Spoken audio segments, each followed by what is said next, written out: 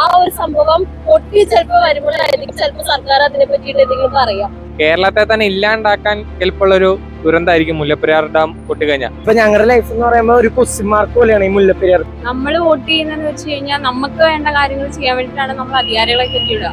ഇതിപ്പോ ഞാൻ ഇതിന്റെ ഭാഗമല്ല എന്ന് വിചാരിച്ചിരുന്ന ഒരു കാര്യമില്ല. ഇപ്പൊ ഏതൊക്കെ ജില്ലകളെ എങ്ങനെയൊക്കെ ബാധിക്കുന്ന പോലും നമുക്ക് പറയാൻ പറ്റത്തില്ല. ഇതുവരെ ഞാൻ വോട്ട് ചെയ്തിട്ട് എനിക്ക് വോട്ട് ചെയ്യാൻ തോന്നുന്നില്ല, എനിക്ക് ഇതുവരെ തോന്നിയിട്ടില്ല. നമ്മള് പല റീലിലും കണ്ടിട്ടുണ്ട് ഇതിനിങ്ങനെ പൊട്ടല് വന്നതും. തമിഴ്നാടാണെങ്കിൽ വളരെ തെറ്റായ രീതിയിൽ അത് പൊട്ടില്ല എന്നൊക്കെ പറയുന്നത്. ഈ കേരളം എന്ന് പറയുന്നത് തന്നെ 3-4 ജില്ലകളിലേക്കായി ഒതുങ്ങിപ്പോവും ഈ മുല്ലപ്പെരിയാർ പൊട്ടിക്കഴിഞ്ഞാൽ. നമുക്ക് എന്തെങ്കിലും പറ്റിക്കാല് പൊട്ടാൻ വളരെ ചാൻസ് കൂടുതലാണ്. അത് നല്ല പഴക്കമുണ്ട്. ഗവൺമെന്റ് പറയുന്നത് പൊട്ടില്ല പൊട്ടില്ല എന്നാ, പക്ഷെ അത് നമുക്കത് അറിയാലോ, എക്സ്പയറി ഡേറ്റ് കഴിഞ്ഞ് നിൽക്കുന്ന ഒരു സംഭവമാണ്. നമ്മൾ എന്തെങ്കിലും ഉറങ്ങാൻ കിടന്നാൽ നമ്മൾ പിറ്റേ ദിവസം എഴുന്നേക്കോന്ന് പോലും ഇപ്പൊ സംശയമാണ്.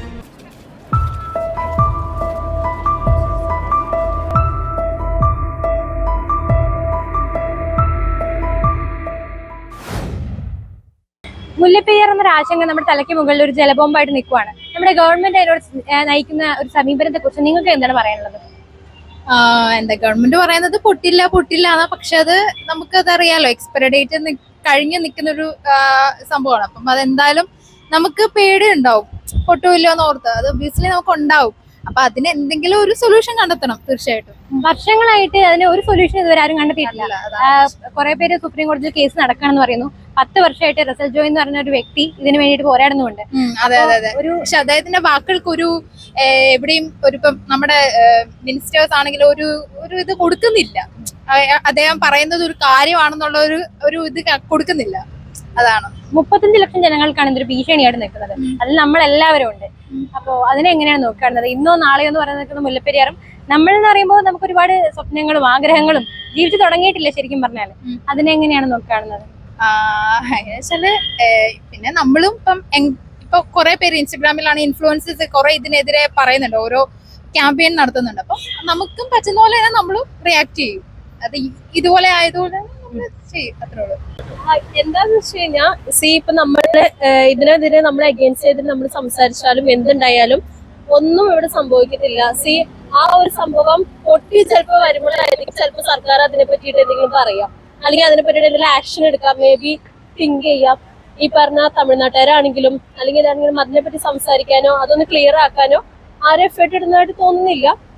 അത് ഒരു ഇൻസ്റ്റയിൽ ഒരു ചേട്ടൻ ഉണ്ടായിരുന്നല്ലോ ഇതിനെ പറ്റി ഭയങ്കരമായിട്ട് സംസാരിച്ച് ഭയങ്കര വാദമായിട്ട്.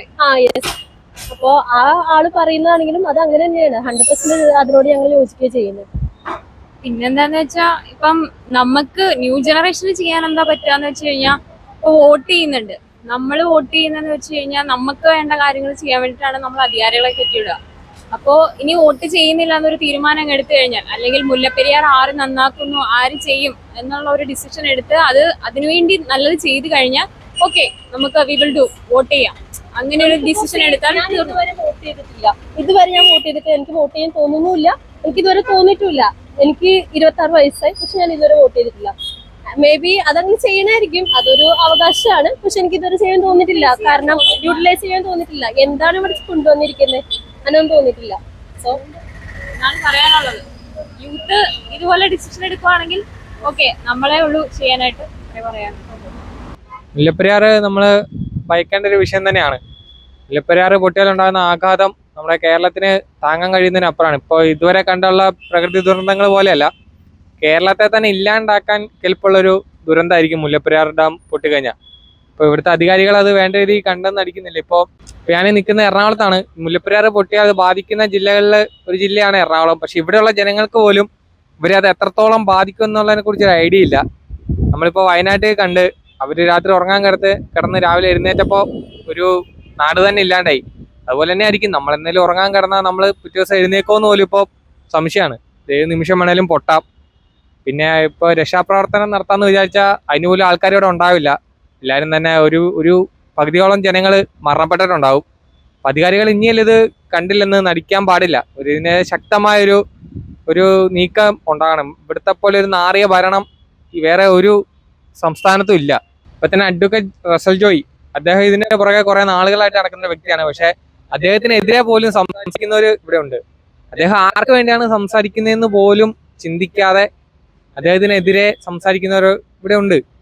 അദ്ദേഹത്തിന്റെ ഒരു പേഴ്സണൽ ആവശ്യങ്ങൾക്ക് വേണ്ടി അല്ല ആള് സംസാരിക്കുന്നത്. അത് നമ്മൾ തിരിച്ചറിയണം. നമ്മൾ ആൾക്കൊപ്പം നിൽക്കണം, നമ്മളെ കൊണ്ട് പറ്റുന്ന പോലെ. ഇപ്പൊ നമുക്കൊന്നും ചെയ്യാൻ പറ്റില്ലെന്ന് പറഞ്ഞ് നമ്മൾ മാറി നിന്ന് കഴിഞ്ഞാൽ ഒരു കാര്യമില്ല. നമുക്ക് പറ്റുന്ന ഒരുപാട് കാര്യങ്ങളുണ്ട്. നമുക്ക് ഇതുപോലെ പ്രതികരിക്കാം, സോഷ്യൽ മീഡിയയിലൂടെ പ്രതികരിക്കാം, പല ക്യാമ്പയിനുകളുടെ ഭാഗമാകാം. നമ്മളാൽ കഴിയാവുന്ന രീതിയിൽ നമ്മൾ ഇതിനെതിരെ പ്രതികരിക്കുക. പുതുതലമുറയ്ക്ക്, ഇനി വരുന്ന തലമുറയ്ക്കൊക്കെ വളരെ ഭീഷണിയായിട്ടുള്ള ഇതാണ്. ഈ കേരളം എന്ന് പറയുന്നത് തന്നെ 3 or 4 ജില്ലകളിലേക്കായി ഒതുങ്ങിപ്പോവും ഈ മുല്ലപ്പെരിയാർ പൊട്ടിക്കഴിഞ്ഞാൽ. നമ്മുടെ എല്ലാവരെയും, നമ്മുടെ ഇപ്പോൾ ഉള്ള തലമുറേനെയും ഇനി വരാൻ പോകുന്ന തലമുറേനെയും ഈ കേരളത്തെ മൊത്തം ബാധിക്കുന്ന ഈ ഒരു പ്രശ്നത്തിന് വേണ്ടി എല്ലാവരും ഇനിയും ഒറ്റക്കെട്ടായിട്ട് നിൽക്കണം. നമ്മൾ ഈ അധികാരികളോട് നമുക്ക് ചോദിക്കാനുള്ള ധൈര്യം ഉണ്ടാവണം. നമ്മൾ നമ്മുടെ അവകാശങ്ങൾ നേടിയെടുക്കണം. അല്ലെങ്കിൽ പേടിച്ച് മാറി നിന്നിട്ടോ ഇതിപ്പോ ഞാൻ ഇതിന്റെ ഭാഗമല്ല എന്ന് വിചാരിച്ചിരുന്നിട്ട് ഒരു കാര്യമില്ല. ഇപ്പൊ ഏതൊക്കെ ജില്ലകളെ എങ്ങനെയൊക്കെ ബാധിക്കുന്നു പോലും നമുക്ക് പറയാൻ പറ്റത്തില്ല. അപ്പോൾ നമ്മൾ ഇതിന്റെയൊക്കെ ഒരു ഭാഗമായേക്കാം. നാളെ മുല്ലപ്പെരിയാർ പൊട്ടിക്കഴിഞ്ഞാൽ നമ്മളെയോ നമുക്ക് വേണ്ടപ്പെട്ടവരെയോ അത് ബാധിച്ചേക്കാം. അത് തിരിച്ചറിഞ്ഞ് നമുക്ക് വേണ്ടി മാത്രമല്ല, നമ്മളെല്ലാവർക്കും വേണ്ടി സംസാരിക്കുക, ഇനിയെങ്കിലും ശബ്ദം ഉയർത്തുക. ഇത്രയാണ് എനിക്ക് പറയാനുള്ളത്. ഇപ്പൊ ഞങ്ങളുടെ ലൈഫ് എന്ന് പറയുമ്പോൾ ഒരു ക്വസ്റ്റ്യൻ മാർക്ക് പോലെയാണ് ഈ മുല്ലപ്പെരിയാർ. കാരണം 5 ജില്ലയോളം ഇത് ബാധിക്കും എന്ന് പറഞ്ഞാൽ ഇപ്പൊ ഞങ്ങളൊന്നാമത് ഒരു യൂത്ത് ആയിട്ടുള്ള ഒരു ഇതാണ് അടിച്ചു പൊളിക്കണം. ഇപ്പൊ ഒരു ലൈഫിൽ ഒരു ക്വസ്റ്റ്യൻ മാർക്ക് പോലെയാണ്. കാരണം ഇത് എന്തെങ്കിലും ആവോ, മീൻസ് പൊട്ടിക്കഴിഞ്ഞാൽ എന്തായാലും 5 ജില്ലയോളം കവറാവും. അപ്പൊ അതിന്റെ ആ ഒരു പേടി ഞങ്ങൾക്കുണ്ട്. ഗവൺമെന്റിന് ഇത് ചെയ്യണമെങ്കിൽ ഇപ്പൊ നമ്മൾ പല റീലിലും കണ്ടിട്ടുണ്ട് ഇതിനിങ്ങനെ പൊട്ടല് വന്നതും. പക്ഷെ ഇവരിതൊന്നും ആക്ഷൻ എടുക്കാനുള്ള, ചെയ്താൽ കൊള്ളാവുന്നുണ്ട്. കാരണം ഇനി അടിച്ചു പൊളിക്കേണ്ട ഒരു ഇതാണ്. ചെയ്യുന്നുണ്ടെന്ന് പറഞ്ഞിട്ട് കുറെ നാളായി. പക്ഷെ ഒരു മാറ്റമോ ഇല്ലെങ്കിൽ അതിനനുസരിച്ച് ചെയ്യേണ്ട ഒരു കാര്യമോ ഞങ്ങൾ ഇതുവരെ കണ്ടിട്ടില്ല. അപ്പൊ ഗവൺമെന്റ് അതിന് വേണ്ടി ഒരു ഇത് എടുക്കണം എന്നാണ് ഞങ്ങൾക്ക് പറയാനുള്ളത്. വേറെ ഒന്നും പ്രത്യേകിച്ചില്ല. ഇപ്പൊ നമുക്ക് എന്തെങ്കിലും പ്രശ്നങ്ങൾ സംഭവിച്ചാൽ മാത്രമേ നമുക്ക് ഇതിനെ കുറിച്ച് പറയാൻ പറ്റൂ. ഫ്ലഡ് വന്നപ്പോഴും ജനങ്ങളെല്ലാം ഒറ്റക്കെട്ടായിട്ട് അവര് ഉണ്ടായിരുന്നു. ഇനി അണക്കെട്ട് പൊട്ടിക്കഴിഞ്ഞാൽ എന്തെങ്കിലും സംഭവിക്കുമ്പോൾ മാത്രമേ അതിനെ കുറിച്ചുള്ള കാര്യങ്ങളും അവര് അതിനെ കുറിച്ച് എടുക്കുള്ളൂ. നമുക്ക് എന്തെങ്കിലും പറ്റിക്കാലേ നമ്മളതിനെ ഇറങ്ങുള്ളൂ. അപ്പൊ തൃശ്ശൂർ ജില്ലയിൽ എന്തെങ്കിലും സംഭവിച്ചാൽ എറണാകുളം ജില്ലക്കാര് ഇറങ്ങില്ല. അതുപോലെ തന്നെ ഇപ്പോൾ കേരളത്തിൽ വെച്ച് ഞങ്ങൾ ഒന്നിച്ച് നമ്മളൊരു കേരള മലയാളികൾ മാത്രമല്ല ജനങ്ങൾ ഒന്നിച്ച് നിൽക്കണം.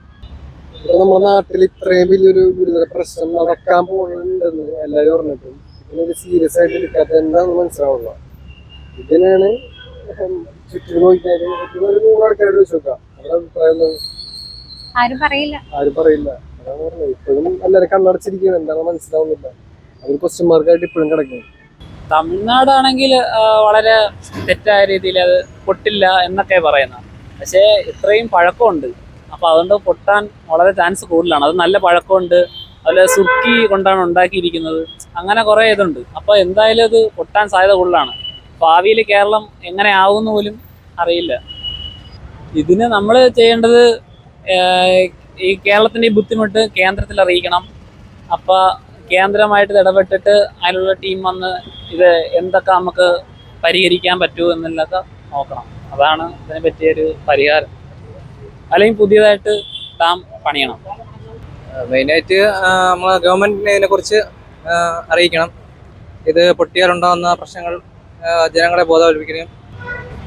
ഇത് തന്നെ ഗവൺമെന്റിന് ഇതിനെക്കുറിച്ചൊരു ആൾക്കാരുടെ ലൈഫിനും പറ്റിയൊക്കെ ഒരു ഇത് വേണം, വേണ്ട മുൻകരുതൽ എടുക്കണം. എല്ലാ ജനങ്ങളും ഇതിനെതിരെ ഒരു പ്രതികരിക്കണം.